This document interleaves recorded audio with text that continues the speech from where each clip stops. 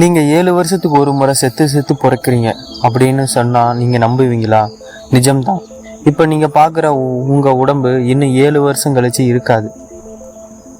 நம்ம உடம்புல இருக்கிற கோடிக்கணக்கான செல்கள் மெல்ல மெல்ல செத்து அந்த இடத்துல புது செல்கள் உருவாகிட்டே இருக்கும்.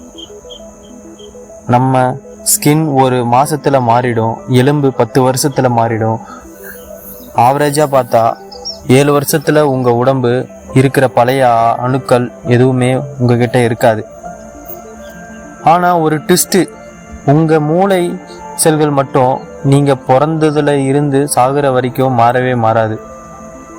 அதனால தான் உங்கள் உடம்பு மாறினாலும் உங்கள் ஞாபகங்கள் மாறாமல் இருக்கும்.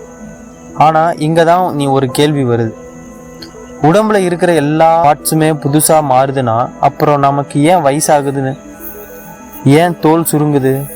இதோட ரகசியம் தெரியணும்னா கமெண்ட்ல பார்ட் 2ன்னு டைப் பண்ணுங்க. அடுத்த வீடியோவில் சொல்கிறேன்.